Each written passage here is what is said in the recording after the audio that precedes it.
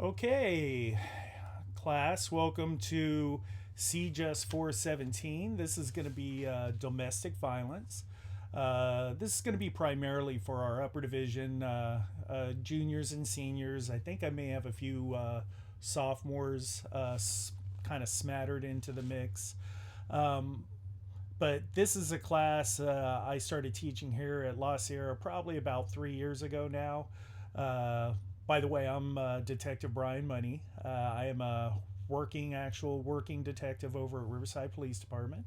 I've been a detective now coming up to about 20 years, been a police officer over 26 years now. So I also teach domestic violence and have been the primary domestic violence instructor at the Riverside Sheriff's Academy for about 20 years now. So chances are any police officer who's gone through the Riverside Sheriff's Academy had me as their domestic violence instructor. So I'm hoping I'll be able to carry some of that experience over into this class. I'll teach this class very similarly as I do with the academy. However, of course, I have to make certain adaptations. I want to make sure you guys are getting the same information. We're going to be really focusing on California state law. Every state in the United States has very similar domestic violence laws. Of course, they're codified differently. They may have a different number, but generally they're very similar. Um, One thing about United States domestic violence laws that a lot of people don't know is that we have I believe to be the strongest domestic violence laws in the world. There are a lot of very progressive countries. For example, Japan. A lot of us look at Japan and think, wow, they really got their stuff together, and they do certainly. However, not when it comes to domestic violence or family violence. In fact, they're probably about 50 years behind us in that regard. Um, I won't go into great detail about it, but put it this way: they actually have no criminal laws against physical domestic violence in that country and several others. So we as a country have very, very strong laws uh, against domestic violence and family violence, and something we need to know in terms of enforcement, but also even just as a general citizen. What is illegal, what's not, what's accepted, what's not. So anyhow, again, this is CJust 417. Welcome. This is the first time I've taught this class online. I've taught other online classes for La Sierra, but not this one. But I think it'll go well. I went through the lesson plan, and I think we got a pretty good lesson plan together here. Um, I wanted to talk first about the book. I always try for you guys to get a book that isn't going to break your bank. Okay, I found a book. It's really cheap. I want to say it's like $20 tops on Amazon. It's domestic violence response. It's a kind of a paperback, thin book. It's written by a gentleman named Randy Latham. He's a retired police lieutenant. Um, the book's pretty darn good. I mean, it has all the information we'll need, but you guys need to get the book, okay? I've had previous classes where students have just outright told me I can't get the book or I didn't get the book. Well, it's going to cost you on quizzes and tests, so please make sure you get the book. Like I said, I try to get the cheapest ones I can that still contain good information. So anyhow, you'll see the actual ISBN and such on your syllabus. So please make sure you get that book right away. Don't wait. Okay. I actually ordered this one. I think I had it in 2 days. All right. Um, we're just going to go through the syllabus, which you'll have attached to your email that I've sent out. You should have the syllabus and the class schedule. So I want to make sure we just cover a couple things here. Already kind of discussed the course description, the course objective, of course, to educate you guys, teach you guys about domestic violence laws, family violence laws, PTSD, all of the things that are associated with domestic violence. Okay, we talked about the texts and course supplies. Basically, we just need you to have access to Microsoft Word. Okay, because you will write an essay in this class. The grading is very simple. The only thing I want to point out is the essay. You'll have one essay in my class, but it's worth 15% of your grade. The reason I do this is students, for some reason, and I really can't figure it out, will just literally not do the essay. And, it's one of those things. The essay is very important because the subjects that I'm going to ask you to write on are going to give you really good insight on domestic violence itself. Quizzes are 10% of your grade. We probably have a quiz about once every couple weeks, if not every week in some cases. You'll have case studies and projects that we'll do. We'll have our tests, which are 25% of your grade. Now, the tests are based off the quizzes. So if you are doing good on the quizzes, you'll do good on the test, okay? I try to make sure that I reinforce the information you acquired while studying for the quiz. And then, of course, the final, which is also cumulative. If you did well on your quizzes and your tests, you're most likely going to do very well on the final. I put attendance and timeliness, 10%. Online, it's really hard to judge attendance, and we'll talk about that. But what I'm talking about mainly is that student that I'm going to be real strict, guys. I give you a whole week to work on a quiz or a test, or 2 weeks to work on a paper. And I'll say I need it turned in no later than 6 p.m. on Tuesday on this day. If I'm getting those things by 8 p.m., 9 p.m., or 2 days later, I'm going to mark them off. It's only fair to the rest of the students, okay? Unless you have a really significant reason, okay? So anyhow, that's a grading. And the basic grading, 90% above is an A, 80% above is a B, 70 to 79 is a C, 60 to 69 is a D. Anything under 59% is going to be an F, which we won't have any of those. I know that. Okay? Really, that's about it in terms of the syllabus. I want you guys to read through it really good, please. Make sure you understand it. If you have any questions on the syllabus, is my my office number and my email. I would encourage you to send me emails. Those go right to my phone. That's my work email, so it's secured. They go right to my work phone. I get them right away, and I can answer them right away. If you call me, I will also get that voicemail to my cell phone, no matter where I'm at. But depending on what I'm doing, I might be a little bit slower getting back to you, okay? So you will have attached your class schedule. You'll see, for example, this Tuesday, which is September 22nd, we're going to talk about passing out the syllabus and a project that I want you to do, a short project. In your own words, I'm going to ask you to tell me what domestic violence is.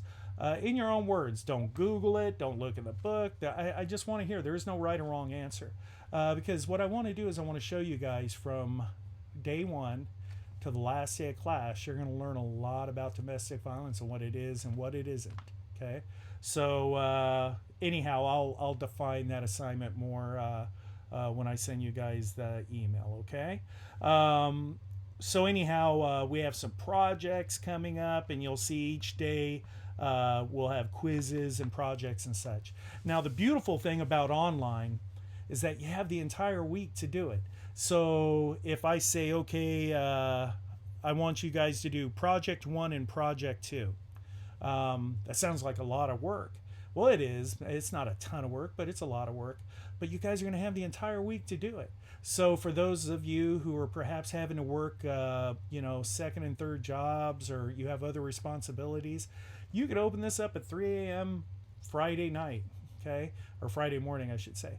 And you could do the work then. There is no set time you have to do the work. You just have to turn it in on time. Okay, so I would expect your quizzes, you'll have a whole week to do the quiz. That's pretty significant. If you can't find the answer to my question within a week, then okay, that's gonna be a little rough. All right. Uh, so anyhow, you'll see the class schedule. If you guys have any questions, let me know. I'll describe the assignment each week as I send it out to you by email. The one thing I want to talk about is emotions. I don't want to sound like one of those little warm and fuzzy guys, because I'm not. I've been a cop a long time. Okay, I've seen terrible, horrible things. But one thing I will say is that this class can bring out emotions.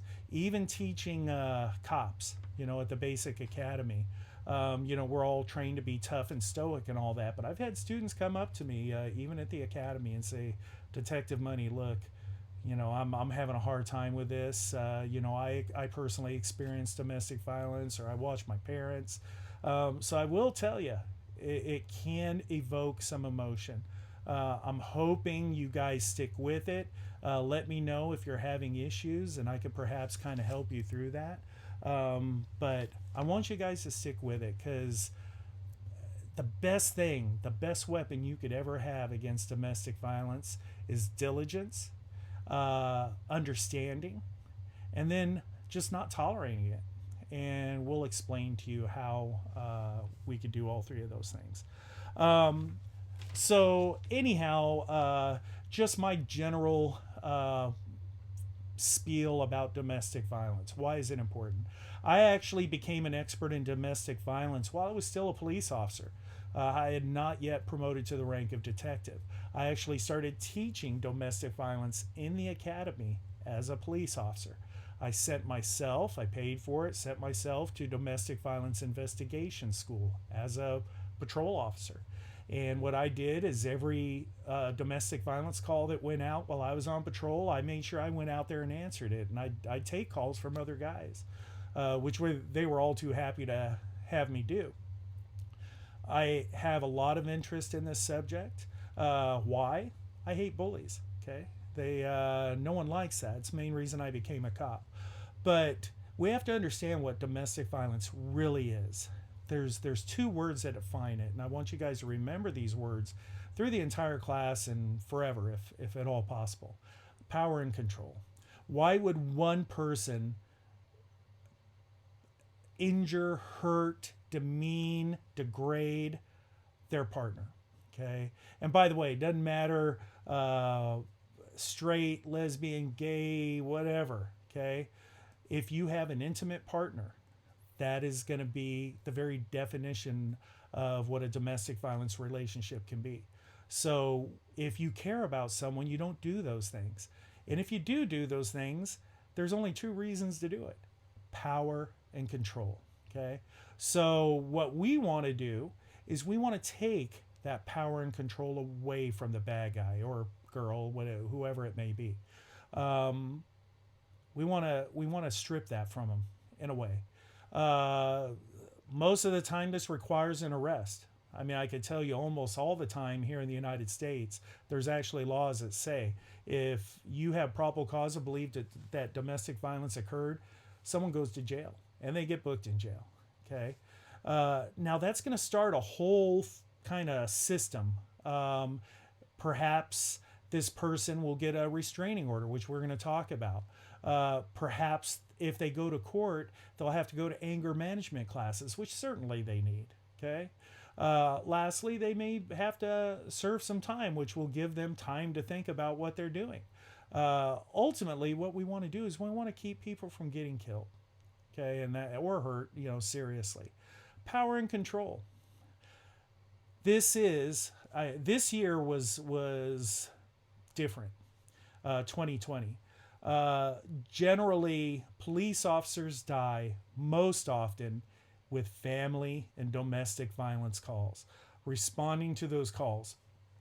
For all the years I've been teaching this class, like I said, about 20 now, we respond to a domestic violence or a family violence call. We get killed at these things. Usually before we even have a chance to make contact at the front door, the bad guy's shooting at us, ambushing us, whatever it may be. Okay, so domestic violence and family violence calls by far are the most dangerous calls we will ever go to.